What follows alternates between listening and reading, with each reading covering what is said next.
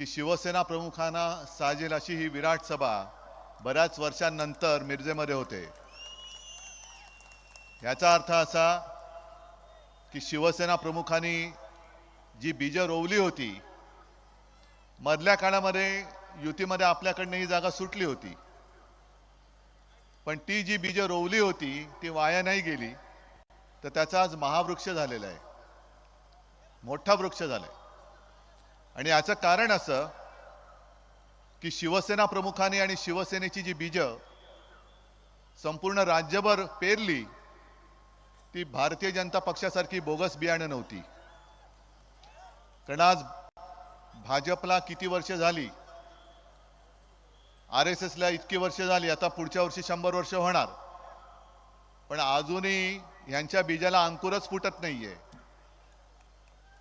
सगळी बाहेरनं माणसं घ्यावी लागतायत। म्हणजे थोडक्यामध्ये भाजपची परिस्थिती कचरा गोळा करणाऱ्या गाडीसारखी झाली। आणि आता तर शिमगाच आहे। शिमगा म्हटल्यानंतर, होळी म्हटल्यानंतर आपण काय करतो, काय असेल नसेल घरात नको असेल ते बाहेर नेऊन ठेवतो, आणि मग जे होळी करणारे असतात ते चोरून नेतात। तशी भाजपची आज अवस्था झालेली आहे। म्हणजे न्यायचं आमचंच सामान, त्याच्यावरतीच होळी पेटवायची आणि बॉम्बा आमच्याच नावाने मारायच्या, असा यांचा शिमगा आहे। त्यांनी जरी शिमगा करायचं ठरवलं असलं तरी भारतीय जनता पक्षाच्या 10 वर्षाच्या नतद्रष्ट राजवटीची होळी आपल्याला करावीच लागेल, आणि म्हणून मी सांगलीत आलेलो आहे। चंद्रार, आपण बोलताना बोललात की मी तुमची काही पार्श्वभूमी विचारली नाही, अमुक नाही तमुक नाही। मी साधारण माणूस बघत असतो। थोडीशी चूक आजपर्यंत झाली नाही म्हटलं तरी ज्यांना दिले ते पळाले, पण मला खात्री आहे जो माणूस मातीमध्ये कुस्ती खेळतो आणि ती कुस्ती जिंकतो तो मातीशी इमानच राखेल, तो मातीशी कधी बेईमानी करणार नाही। कारण मातीशी बेईमानी म्हणजे आपल्या मातेशी बेईमानी आहे। ही सगळी लोक जी गेली, यांना काय नव्हतं दिलं आपण, जे येईल ते सगळं दिलं। म्हणजे 2 प्रकारची माणसं आहेत। काही जणांना एक भस्म्या रोग असतो, भस्म्या, असं मी ऐकलंय। म्हणजे किती दिलं तरी यांची भूकच शमत नाही, कधी द्या द्या, खातायत खात्यात खात्यात। अरे जाते कुठे तुझं खाल्लेलं ते काय माहिती नाही, पण द्या। आणि काही लोक जी गेली ती खाऊन खाऊन यांची पोटे एवढी तट्ट झाली की आता अजीर्ण होईल, अपचन होईल, आणि अपचनावरती इलाज करण्यासाठी ईडी, इन्कम टॅक्स, सीबीआयच्या म्हणून तिकडे पळाली। पण यांना काही लाज लज्जा शरम नाही। ज्या शिवसेनेने यांना राजकारणामध्ये स्थान दिलं, मोठं केलं, तुम्ही विचार करा की जर शिवसेना ही 4 अक्षर, हे जे आता घटनाबाह्य बसलेत मुख्यमंत्री, त्यांची ओळख तरी झाली असती कोणाला? आज आता मी तुमच्याकडे येताना त्यांनी काहीतरी एक पत्रकार परिषद घेतली, मी काय ऐकली नाही, मी कधी ऐकत पण नाही आणि ऐकण्यासारखी नसते पण असं बोलले असं म्हणतात, त्यांनी एक दम दिला, दुसरं देऊ काही शकतात? सगळ्या आमदारांना वगैरे दम दिला त्यांच्या, की याद राखा तुमच्या कुंडल्या माझ्याकडे आहेत। मी त्यांना सांगतो, अहो या निवडणुकीत तुम्ही किती काही केलं तरी तुम्ही पराभूत होणार म्हणजे होणारच। आणि सगळ्यांच्या कुंडल्या घेतल्या आहेत, 40 पोपट बरोबर आहेत। कुठल्या तरी झाडाखाली उद्या ज्योतिषाचं काम सुरू करा, पोपटवाला म्हणून, तेच तुम्हाला करावं लागणार आहे। कुणमुणे ज्योतिषी म्हणून सुरू करा धंदा तुमचा। दाढी वगैरे वाढलीच आहे, आणखीन वाढवा थोडी, कारण दुसरं काय तुम्हाला देणार नाही। ही महाराष्ट्रातली जनता ही स्वाभिमानी आहे। आमच्या नसा नसामध्ये महाराष्ट्राचं प्रेम भरलेलं आहे। आज सुद्धा मी कोल्हापूरला उतरल्यानंतर पहिला प्रथम शाहू महाराजांच्या भेटीला गेलो, कारण ते महाविकास आघाडीकडनं उभे राहत आहेत। लोकसभेला त्यांना शुभेच्छा द्यायला गेलो आणि त्यानं वचन दिलं की कोल्हापूरमधला, जरी गेल्या वेळेला आम्ही कोल्हापूर जिंकलो होतो तरी मी कोल्हापूरकरांना हात जोडून सांगतोय की एक मोठा विचार आपण करतो आहोत। शिवसेनेने जागा लढवायला पाहिजे. आपण आता शाहू महाराजांवरती हा निर्णय सोडलेला आहे. त्यांनी ज्या पक्षाकडनं उभं राहायचं त्यांनी राहावं, पण आम्ही तुमच्या सोबत आहोत आणि कोल्हापूरकर महाराजांना सुद्धा प्रचंड मताने विजयी केल्याशिवाय राहणार नाही, हे वचन मी त्यांना देऊन आलेलो आहे. नंतर आलो, संजय राऊत यांनी सांगितलं, साहजिकच आहे, सांगलीत आल्यानंतर वसंतदादांची आठवण करण्याची गरजच नाही. वसंतदादा आणि सांगली हे नातंच आहे. वसंतदादा, त्याच्यानंतर पतंगराव. मी वसंतदादांच्या वेळी तर लहान होतो, पण शिवसेना प्रमुख आणि वसंतदादांचे ऋणानुबंध मला आजही आठवत आहेत. म्हणजे एक दादरमध्ये कुठला तरी एक कार्यक्रम होता आणि त्या कार्यक्रमात शिवसेना प्रमुख बोलले ते वसंतदादांना की दादा आता हे सगळं खूप झालं, आता महाराष्ट्राच्या चाव्या तुम्ही तुमच्या हातात घ्या. योगायोग असेल काही असेल, त्या कार्यक्रमानंतर वर्ष 6 महिन्यामध्ये वसंतदादा आपल्या राज्याचे मुख्यमंत्री झाले होते. म्हणजे पक्ष ठीक आहे, तुम्ही काँग्रेसमध्ये, आम्ही शिवसेनेमध्ये, मतभेद तेव्हाही होते, मतभिन्नताही होतीच, पण कधीही सुडानी राजकारण शिवसेनेने केलं नाही, शिवसेना प्रमुखांनी केलं नाही आणि त्यावेळेच्या काँग्रेसवाल्यांनी सुद्धा केलं नाही. म्हणूनच आज काँग्रेसची लोक आणि राष्ट्रवादीची लोक माझ्यासोबत का येऊ शकतायत? पवार साहेब आणि शिवसेना प्रमुखांचं नातं जगजाहीर आहे. व्यासपीठावरनं शिवसेना प्रमुख कडाडून टीकाही करायचे, पवार साहेब करायचे, पण भेटल्यानंतर त्यांची जी मैत्री होती, ती मैत्री आणि राजकारण, त्यांनी कधीही राजकारणाचा उपयोग सूडबुद्धीने एकमेकाला संपवण्यासाठी नाही केला, जो आज केला जातोय. मी का चिडलो, मी का मैदानात उतरलोय? कारण मातोश्रीमध्ये अगदी शिवसेना प्रमुखांच्या खोलीत, ज्याला आम्ही मंदिर मानतो, आज देखील तिकडे आमचं जास्त येणं जाणं नसतं. फक्त काही चांगले सणवार असतील किंवा आम्हाला असं मनात आलं की आशीर्वाद घ्यायचे आहेत, तर जाऊन त्या मंदिरात, त्या खोलीत जाऊन आम्ही आशीर्वाद घेतो. त्याच खोलीत अमित शहानी मला जे वचन दिलं होतं, ते वचन त्यांनी मोडलं आणि उलट मला खोटं ठरवायला निघाले. म्हणून मी संतापलो आणि मी मैदानात उतरलो. कारण हे आमचं हिंदुत्व नाहीये. हिंदुत्व, आता संजय राऊत यांनी संपूर्ण मातीचा गुण किंवा अवगुण कसा असतो ते सांगितलं. औरंगजेबाच्या भूमीत जन्मलेल्यांनी आम्हाला हिंदुत्व शिकवायला जाऊ नाही. आम्ही शिवछत्रपतींच्या महाराष्ट्रामध्ये जन्मलो आहोत. ही भूमी वीरांना जन्म देणारी आहे आणि गद्दारांना माती चालणारी आहे. गद्दारी तुम्ही फक्त उद्धव ठाकरेशी नाही केली, गद्दारी शिवसेनेशी नाही केली, तर गद्दारी या तमाम माझ्या माता भगिनी आणि बांधवांशी केली. गद्दारी तुम्ही छत्रपतींच्या महाराष्ट्राशी केलेली आहे. अजून सुद्धा उद्धव ठाकरे संपत नाही. बघा ना इकडे काय हे, आज माझ्याकडे पक्ष नाही, चिन्ह नाही, सगळं तुम्ही चोरलेत. तरी पण मी जिथे जातोय तिकडे असं ही सगळी गर्दी का उसळते? याचा मोदीजी तुम्ही विचार केला पाहिजे, अमित शहाजी तुम्ही विचार केला पाहिजे. कारण तुमचं घराणं, तुम्ही आमच्यावरती घराणेशाहीची टीका करता, करा. आहेच मी, मला अभिमान आहे. मी हिंदू हृदय सम्राट आणि माझी माँ यांचा मी पुत्र, याचा मला अभिमान आहे. आणि मोदीजी तुम्ही तुमच्या 7 पिढ्यांचा इतिहास सांगा. अमित शहाजी तुम्ही तुमच्या 7 पिढ्यांचा इतिहास सांगा. आणि मी माझ्या 7 पिढ्यांचा इतिहास सांगतो. जनतेला ठरू दे आणि जनताच सांगेल तुम्हाला की जनतेसाठी कोणत्या पिढ्या राबल्या आणि जनतेला कोणत्या पिढ्या लुबाडतायत, हे जनता तुम्हाला तोंडावरती सांगेल. एवढी महाराष्ट्राची जनता ही स्वाभिमानी आहे. पण तुम्ही वाटेल ते बोलता, वाटेल ते बडबडता. काल एक सहज त्या सिंदखेड राजाला गेलो. मातृतीर्थ जिथे जिजाऊंचा जन्म झाला, त्या जन्मस्थानाच्या बाहेरच अगदी गेटला लागून आमची सभा होती, कुटुंब संवाद. आणि तिथे बोलताना संजय राऊत बोलले की औरंगजेबाचा जन्म कुठे झाला ते त्यांनी सांगितलं. आम्ही काय करू शकतो? आम्ही तो इतिहास नाही पुसू शकत. जन्म तिथे झाला तर झाला.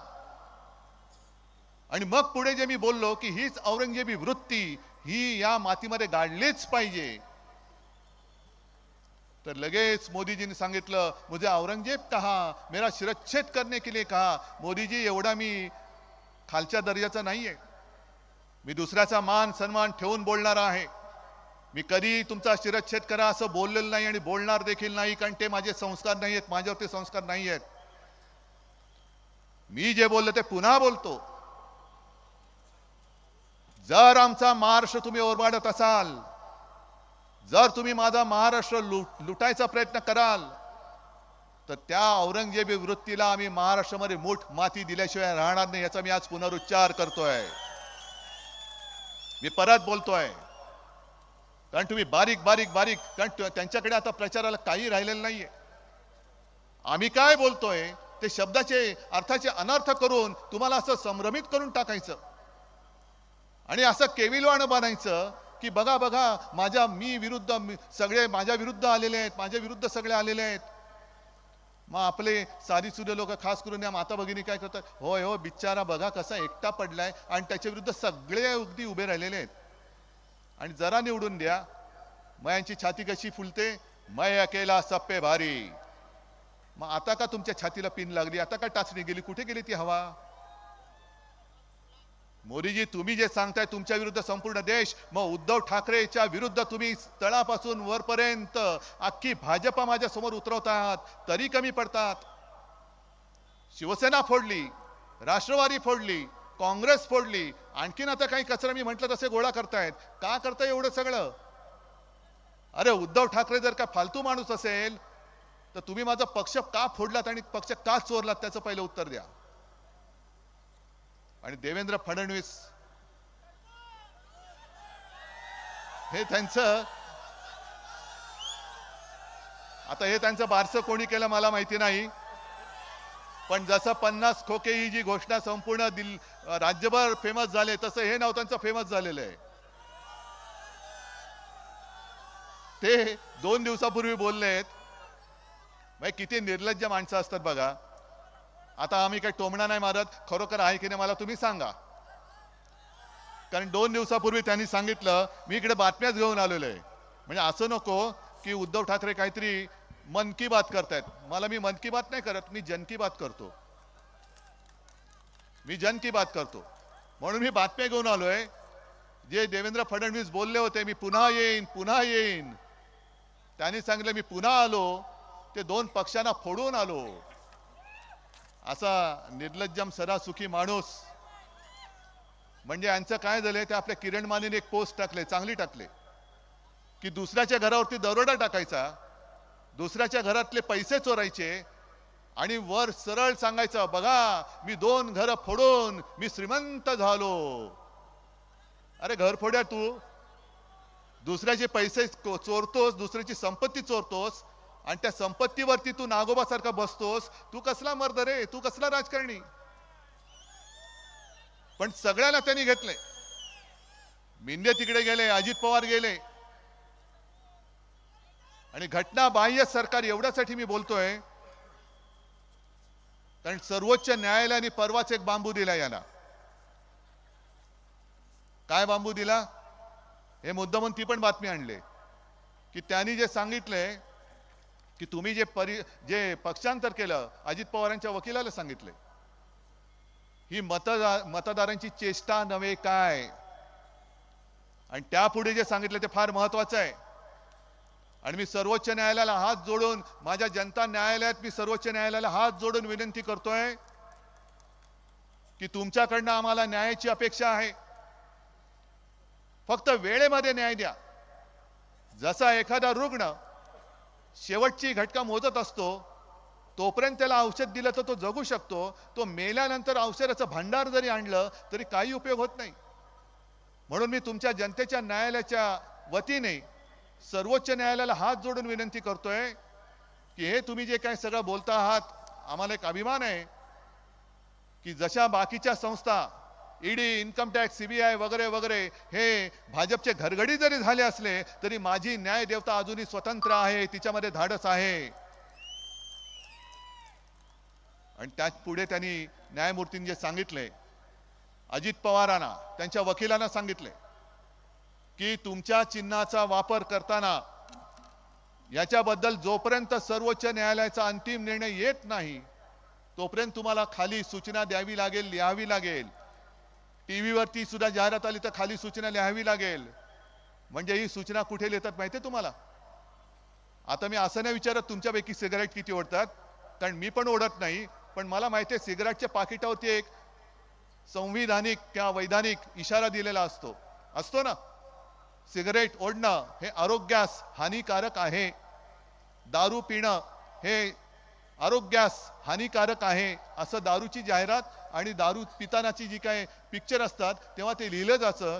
त्याच प्रकारचा एक इशारा किंवा त्याच प्रकारचा एक संकेत जेव्हा जेव्हा अजित पवार पक्ष चोरून तिकडे बसलेत, ते जाहिरात करतील तेव्हा त्या घड्याळाच्या खाली लिहावं लागेल की अजूनही आम्हाला पूर्णपणाने घड्याळ वापरण्याची परवानगी मिळाली नाही. हे जोपर्यंत न्यायालय निकाल देत नाही तोपर्यंत ही आमची तात्पुरती निशाणी आहे. मग सर्वोच्च न्यायालयाला मी तेच सांगतोय की ज्या निकषावरती या आमच्या लबाडाने, म्हणजे कोण, लवाद नार्वेकर यांनी निर्णय दिला आणि माझ्या हक्काची शिवसेना जी माझ्या वडिलांनी स्थापन केली या सगळ्या माता भगिनी आणि बांधवांच्या न्याय हक्कासाठी, ती चोराच्या हातात तुम्ही दिली, आमचं चिन्ह तुम्ही त्यांना दिलं. मग तोच निकष इकडे जसं लागलंय तसं त्यांना लावा आणि त्यांनी सुद्धा धनुष्यबाणाच्या खाली ही जी काही सूचना सुप्रीम कोर्टाने केले ती त्यांना लिहायला भाग पाडा. तर आमचा आणि संपूर्ण जनतेचा न्यायालयावरती जो विश्वास आहे तो अधिक दृढ होईल, अधिक जास्त गडद होईल. का नाही लावायची कोणाचाही पक्ष? अरे मी तर जाहीर सभेत सांगतो, एवढी गर्दी इकडे आले, मी त्या मिंद्यांना सांगतो आणि त्या नार्वेकरांना सांगतो, सगळे पोलीस बाजूला ठेवू, भर त्या गर्दीत जाऊन उभे राहू आणि तुम्ही त्या नार्वेकरांनी सांगायचं शिवसेना कोणाची, आणि जनता देईल तो निर्णय मला मान्य आहे, मला मान्य आहे. उद्धव ठाकरे हवा की नको का तो दाढीवाला मिंदे पाहिजे हे जनतेला ठरवू द्या, माझी तयारी आहे. जर मी बाळासाहेबांचे विचार सोडले असतील, जर मी हिंदुत्व सोडलं असेल, तर माझी जनता सांगेल की उद्धव घरी जा, हा दाढीवालाच दाढी खाजवेल चालेल पण तोच आमचा प्रमुख आहे. मान्य आहे तुम्हाला? मग उघड उघड लोकशाहीचा खून करतायत आणि मोदीजी औरंगजेबाची वृत्ती आम्ही का नाही म्हणायचं तुम्हाला? कारण तुम्ही त्यावेळेला जसं औरंगजेबाने केलं होतं, मात्र एक बानगुडे सर ते सांगतील जास्त चांगल्या पद्धतीने, औरंगजेबाने आपल्या मराठ्यांबद्दल जे बोलले होते त्यांनी लिहून ठेवलं होतं की हे मराठे म्हणजे 18 पगड जातीचे सगळे आपले मराठी हे या पहाडी मुलकात तमाम दुनियेला भारी आहेत. पहाडी मुलूक हा सगळा पहाडी डोंगर दर्या खोरांचा, वीरांचा, शूरांचा, मर्दांचा हा इलाका आहे. या पहाडी मुलकात तमाम दुनियेला ते भारी आहेत. इथे तर पराक्रम शिकवावा लागतच नाही, गवताला सुद्धा भाल्याची पाती फुटतात, जी आज माझ्या समोर बसलेली ती भाल्याची पाती आहेत. मात्र एकच, इकडे दोहीचं बीज खडकावर नुसतं भिरकावलं तरी एवढं रुसतं, एवढं फोफावतं की पाहता पाहता तमाम दौलत तबाह करून टाकतं. हेच त्या औरंगजेबाने आपल्यातलं ओळखलं होतं आणि तीच औरंगजेबी वृत्ती शिवसेना फोडते, काँग्रेस फोडते, राष्ट्रवादी फोडते, आणखीन सगळे फोडते. तोडा फोडा आणि राज्य करा, हे नाही आमचं हिंदुत्व. आज सुद्धा मुस्लिम लोक इकडे आले असतील काय येतात ते सोबत. आम्ही भाजपला सोडलं, आम्ही हिंदुत्व नाही सोडलं, सोडणार नाही, तरी हे माहिती असून सुद्धा ते येत आहेत. कारण दुसऱ्या धर्माचा द्वेष करणं हे ना आम्हाला छत्रपतींनी शिकवलं, ना शिवसेना प्रमुखांनी शिकवलं. आम्ही आहोत, हिंदू आहोत. तुम्ही दुसरे आणखीन इस्लाम पाळणारे असाल, ख्रिश्चन्स लोक माझ्या सोबत येत आहेत, समोरून येऊन सांगतात की उद्धवजी आप चिंता मत करो, हम पूरे आपके साथ है. कारण ही जी भंपक हिंदुत्वगिरी चाललेली आहे, ज्याला मी गोमूत्रधारी हिंदुत्व म्हणतो, नुसतं देवळात घंटा बडवणारं हिंदुत्व म्हणतो, आणि हिंदुत्वाच्या नावाखाली संपूर्ण देश नाचून टाकणारी ही जी भारतीय जनता पक्ष आहे, हा भाडोत्री जनता पक्ष आहे, ते जे म्हणतात ते खरं, ते जे म्हणतात ते हिंदुत्व, हे हिंदुत्व आम्ही मानायला तयार नाही. आमचं हिंदुत्व मी अनेकदा सांगितलंय, कोणाचा गैरसमज होऊ नये म्हणून पुन्हा सांगतो की शिवसेनेचं हिंदुत्व हे घरातली चूल पेटवणार आहे, हाताला काम देणारं हिंदुत्व आहे. आणि भाजपचं हिंदुत्व हे घर पेटवणारं हिंदुत्व आहे. तुम्ही ठरवायचं कोणतं हिंदुत्व तुम्हाला पटतंय. चूल पेटवणार पाहिजे, काम हाताला काम देणार पाहिजे, की घर पेटवणार पाहिजे. आज सुद्धा चंद्रहारला, होय मी चंद्रहारची उमेदवारी आज जाहीर करतोय. शिवसेनेच्या मशालीवरती चंद्रहार जाणार तिकडे निवडून.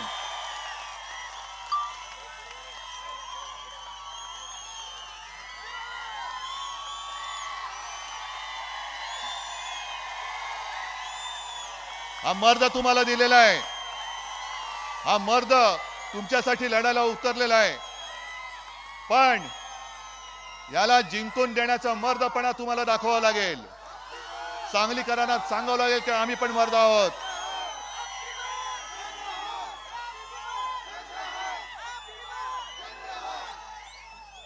या चंद्रहारची गदा तुम्ही आहात. कारण चंद्रहार जेव्हा पहिल्यांदा माझ्याकडे भेटायला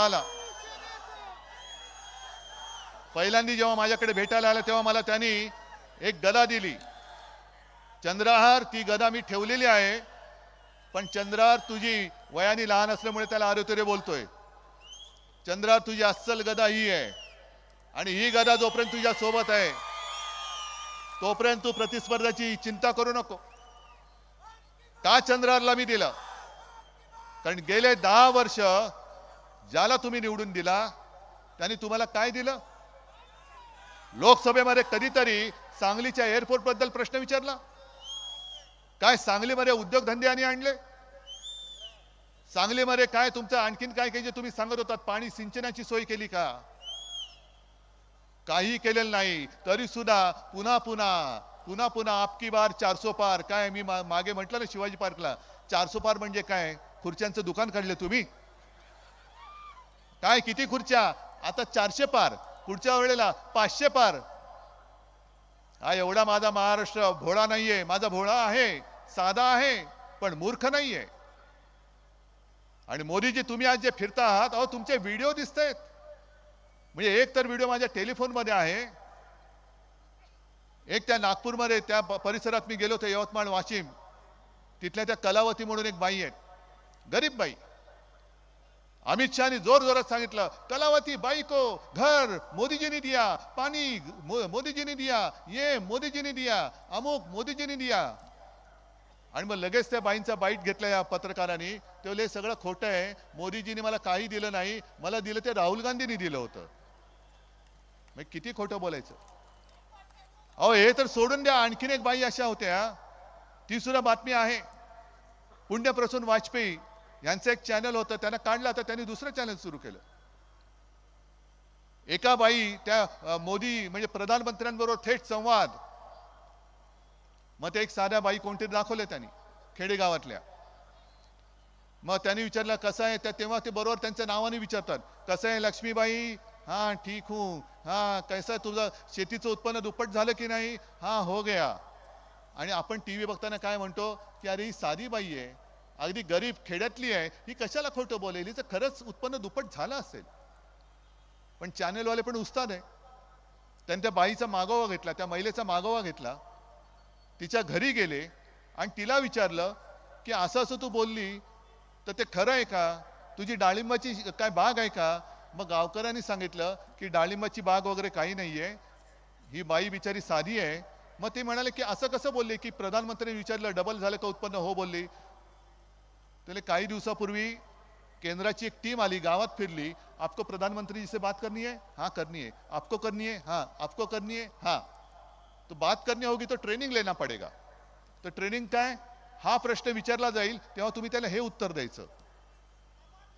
म्हणजे हे सगळं खोट्याचं नाटक गेले 10 वर्ष आपण भोगतोय. आणि तरी सुद्धा आपकी बार यांना लाज कशी वाटत नाही की जनतेला फसवून जनता मेली तरी चालेल. म्हणजे निवडून दिल्यानंतर पहिलं निवडणुकीच्या वेळेला सबका साथ आणि निवडून आल्यानंतर फक्त मेरे दोस्त का विकास. म्हणजे स्वतः कोरडे पाषाण असं झालेलं आहे सगळं. मी नेहमी जे बोलतो, चिडतो मी कुठे, आम्ही कधी तुमच्या कुटुंबावरती बोललोय? अमित शहाजी तुमच्या मुलाबाळांबद्दल कधी बोललोय?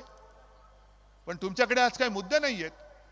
शिवसेनेवरती तुम्ही टीका करताना काही शिल्लकच राहिलेलं नाहीये. अरे जनाची नाही तर मनाची, पण ते मन तरी जागा असलं पाहिजे, मन तरी संवेदनशील असलं पाहिजे, तर लाज वाटेल. पण ज्या शिवसेना प्रमुखांनी मोदीजी आणि अमित शहाजी दोघांनाही संकट काळामध्ये वाचवलं, होय शिवसेना प्रमुखांनी वाचवलं. आणि मोदीजींचं नाव जेव्हा पंतप्रधानसाठी पदासाठी भाजपने जाहीर केलं तेव्हा शिवसेनेने पहिला पाठिंबा मोदीजींना दिला होता. म्हणजे संकट काळामध्ये जी शिवसेना जे शिवसेना प्रमुख तुमच्या मागे अगदी तुमच्या पुढे ढालीसारखे राहिले, जे वार होत होते ते आमच्या छातीवर आम्ही घेत होतो शिवसेना म्हणून, त्या शिवसेनेला तुम्ही खतम करायला निघालात.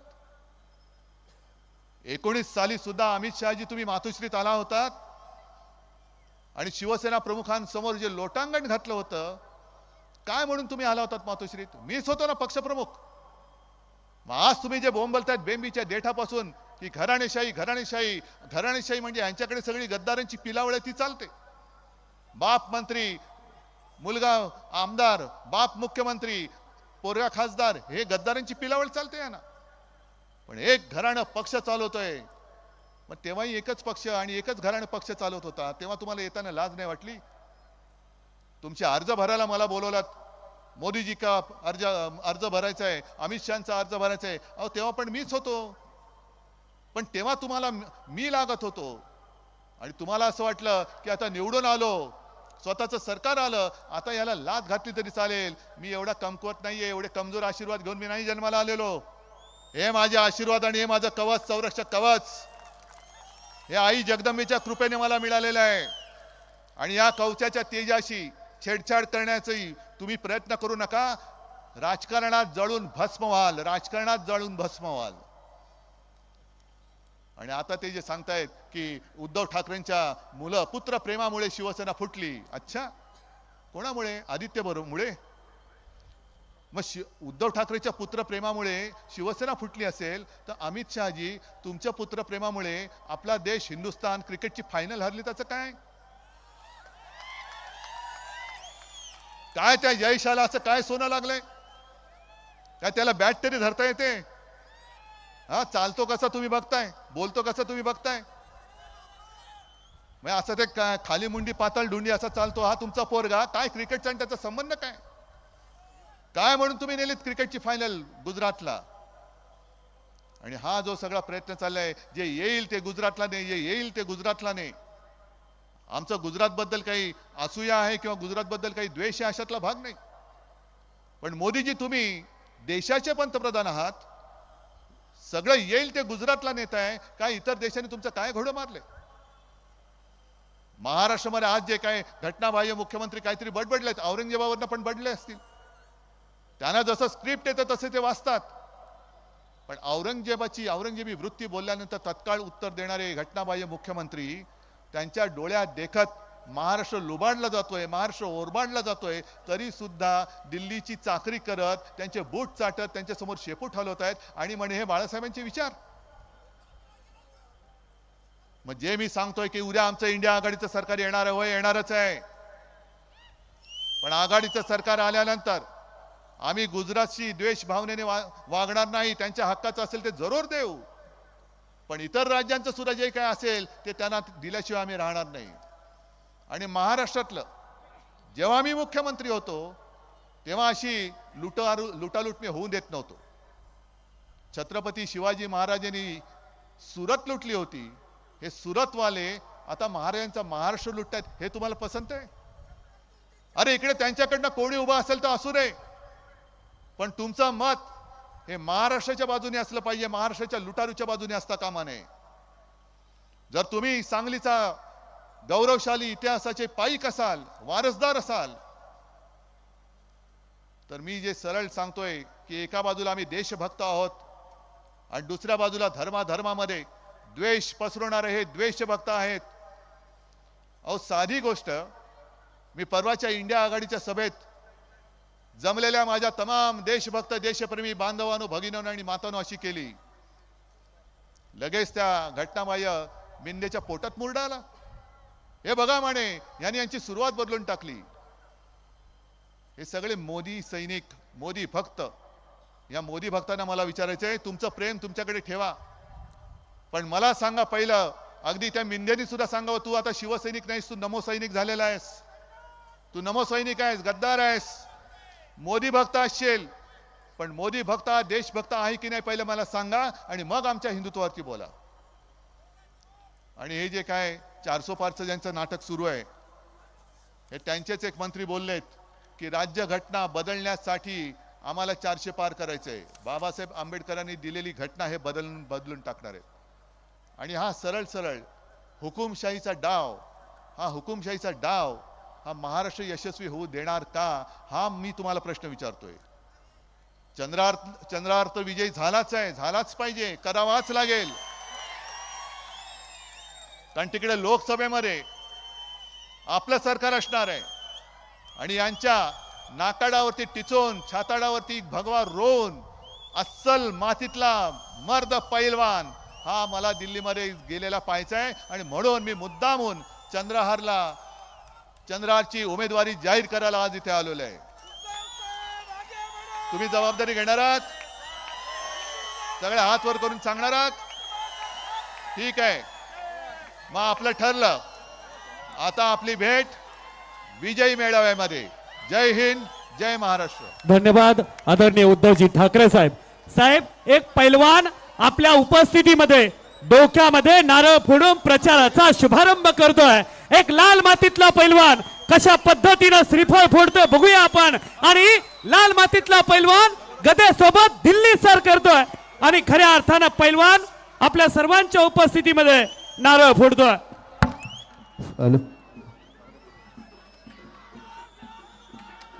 रे जरा हात वरती जोरदार टाळी झाली पाहिजे. आदरणीय चंद्रहार दादांच्या प्रचाराचा शुभारंभ